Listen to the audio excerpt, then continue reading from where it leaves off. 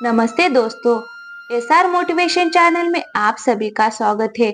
भगवान श्री कृष्ण ने बताया, जिस घर में कबूतर अंडे देता है वह घर आबाद होता है या बर्बाद। भगवान श्री कृष्ण कहते हैं, अगर आप लोगों के घर में कबूतर रहते हैं या आपके घर में अंडे देते हैं या फिर आपके घर में बैठकर गुटुरगु गुटुरगु बोलते हैं, तो इससे आपके घर में अच्छा होगा या फिर बुरा होगा, या इससे आपके घर में गरीबी आएगी या आपके घर का भाग्य खुल जाएगा। आखिर क्या होगा? भगवान श्री कृष्ण कहते हैं, मैं आप लोगों को एक कहानी सुनाता हूँ। इस कहानी को जो लोग ध्यान से सुनते हैं उनके सभी दुख मिट जाते हैं और उन लोगों के साथ सदा रहता हूँ। एक बार की बात है, एक गांव में एक किसान और उसकी पत्नी रहते थे। उन दोनों पति पत्नी के एक साथ बच्चा था जो बहुत ही छोटा था, और उन दोनों पति पत्नी के घर में एक कबूतर का जोड़ा भी रहता था। किसान की पत्नी नास्तिक थी, वह कबूतरों से नफरत करती थी और किसान सभी पक्षियों से बहुत ही प्रेम करता था। किसान रोज प्रातःकाल उठकर उन कबूतरों के लिए दाना डाल देता था और पानी की व्यवस्था भी कर देता था। लेकिन किसान की पत्नी कबूतरों से नफरत करती थी। इस वजह से वह किसान से रोज झगड़ा करती रहती थी। किसान की पत्नी बोलती थी कि आप इन कबूतरों को दाना पानी देते हो, मुझे बिल्कुल ही पसंद नहीं है। आप इनको दाना पानी देना बंद कर दो।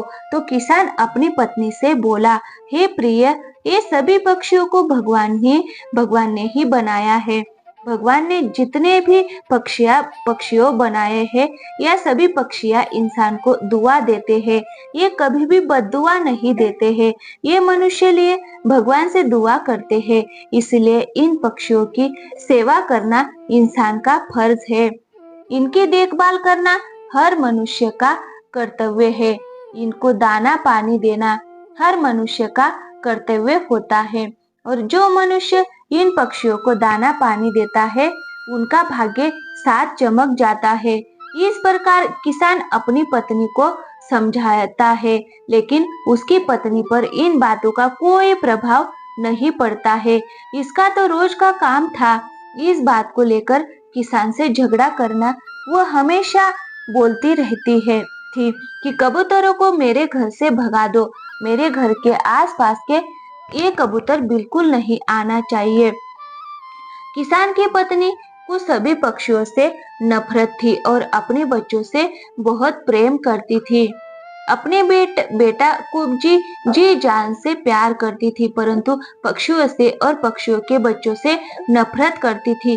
किसान अपनी पत्नी को समझाने की बहुत प्रयास करता था, परंतु वह बिल्कुल नहीं समझती थी। तो एक दिन किसान कुछ काम से बाजार गया था और उसके घर में जो कबूतर और कबूतरी रहते थे, वो किसान के घर में अंडे देती है। तो किसान की पत्नी इस बात को लेकर किसान से झगड़ा करने लगती है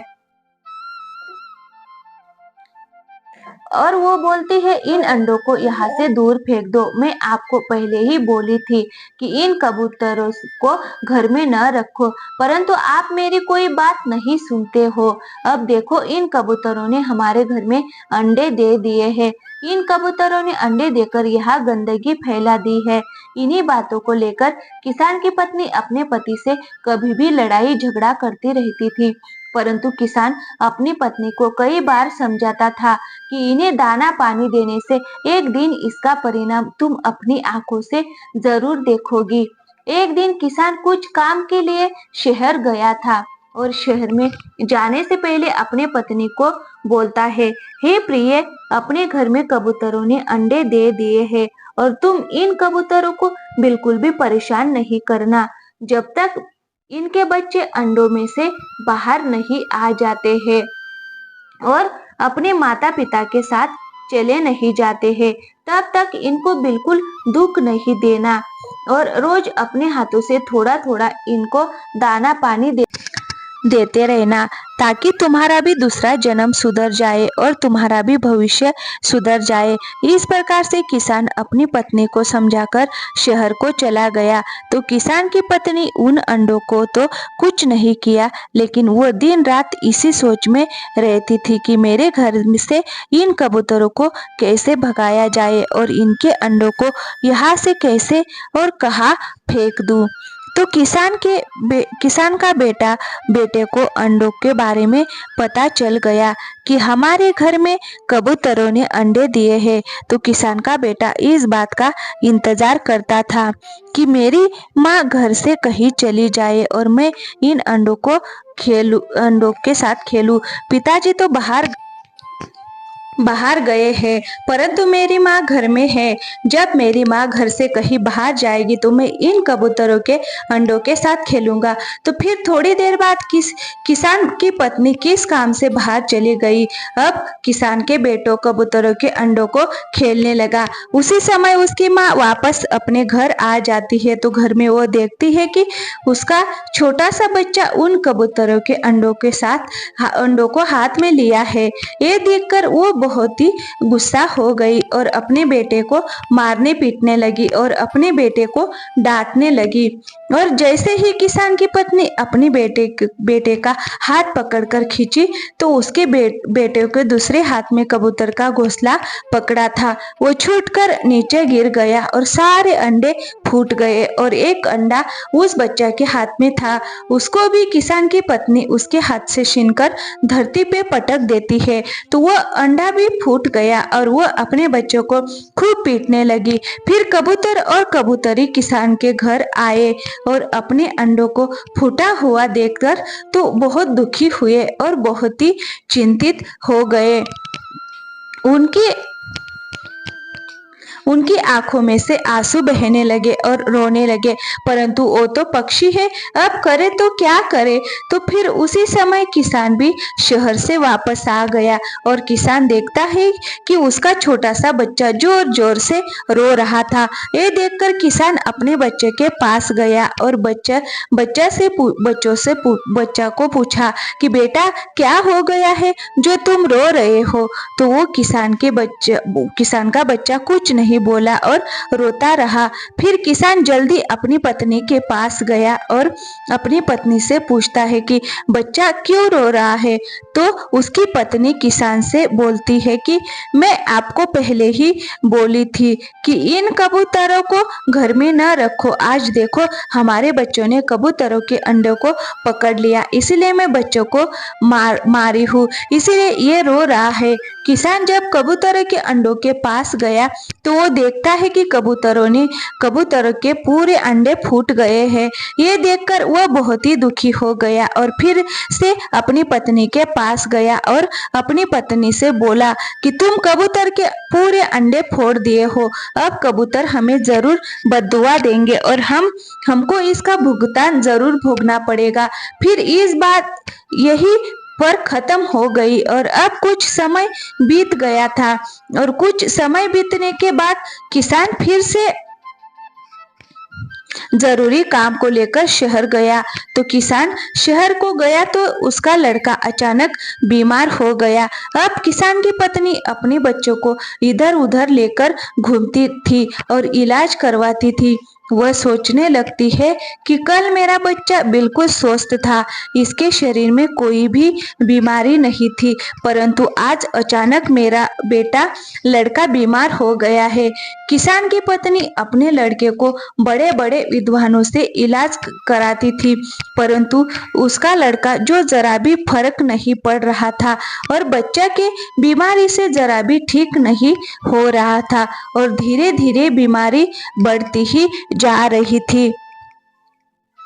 किसान की पत्नी बहुत दुखी हो गई और रोने लगती है और बोलती है कि मेरा एक ही बेटा तो था और यदि इसको कुछ हो जाएगा तो हम क्या करेंगे। किसान के बेटे की हालत बहुत ही खराब हो गई, उसकी बचने की कोई संभावना नहीं थी।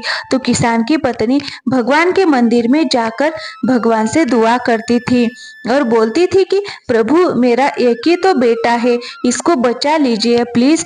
फिर किसान भी शहर से वापस आ गया और किसान आकर के अपने बच्चों को देखता है और अपनी पत्नी से बोलता है कि मैं तुमको पहले ही बोलता था कि कभी भी कोई पक्षियों की बद्दुआ और जीव जंतुओं की बद्दुआ नहीं लेनी चाहिए। ये उसी का फल है जो हमें भोगना पड़ रहा है। तुम कबूतर के पूरे अंडों को फोड़ दिए थे, ये उसी का ही तो फल है। उनके भी छोटे छोटे बच्चे थे, उनको तुम जीते जी संसार में आने से पहले ही मार दिए थे, इसीलिए ये संकट हम पर आ गया है। किसान की पत्नी भगवान से दिन रात दुआ करती थी और अपने बच्चे को ठीक होने की प्रार्थना करती थी, परंतु भगवान तक उसकी पुकार नहीं जाती थी, क्योंकि उसने अपने जीवन में बहुत ज्यादा ही पाप किए थे। नहीं पता वो कितने ही कबूतरों के अंडे उसने फोड़े थे, न जाने कितने जीव जंतुओं की कबूतरों को अपने घर से मारपीट करके बेघर किया था। जब उसके बच्चों की हालत और भी ज्यादा बिगड़ गई थी तो किसान भी भगवान की पूजा आराधना करने लगा।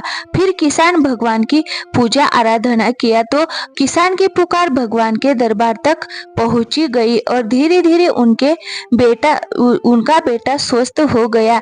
किसान अपनी पत्नी को बोला कि कभी भी किसी की बद्दुआ नहीं लेनी चाहिए। अगर तुम कभी भी किसी जीव जंतुओं की बद्दुआ लोगी तो उसका फल तो तुमको जरूर भोगना पड़ेगा। और जब तुम्हारे घर में कोई भी पक्षी यदि अंडे देते हैं और अपने बच्चों को जन्म देते हैं तो उनको उस समय वहां से नहीं हटाना। उनको तब तक मत भगाओ जब तक उनके बच्चे उनके साथ चलने के लिए तैयार नहीं हो जाते। फिर किसान की पत्नी को ये बात बिल्कुल समझ में आ गई। उसके बाद वो भी पक्षियों की सेवा करने लगी। पक्षियों को रोज दाना पानी देना चाहिए तो धीरे धीरे भाग्य साथ देने लगता है। अब उनके घर में किसी भी प्रकार की कोई कमी नहीं थी और उनके घर में बरकत होने लगी। तो भगवान श्री कृष्ण कहते हैं, आपके घर में भी कबूतर या कोई भी पक्षी अंडे देते हैं तो उनको बिल्कुल भी घर से ना भगाए। उनको तब तक ना भगाए जब तक उनके बच्चे उनके साथ चलने योग्य ना हो जाए। और एक बात है, अगर आपके घर में कबूतर रोज गुटुरगु की आवाज करते हैं तो ये अशुभ संकेत है। इनको अपने घर में या तो शुरू से बिठाना नहीं चाहिए और अगर बिठा दिया तो फिर उनकी सेवा करनी चाहिए और उनको दाना पानी देते रहो। वीडियो अगर पसंद आया हो तो वीडियो को लाइक करें और हमारे चैनल पे नए आए हो तो प्लीज चैनल को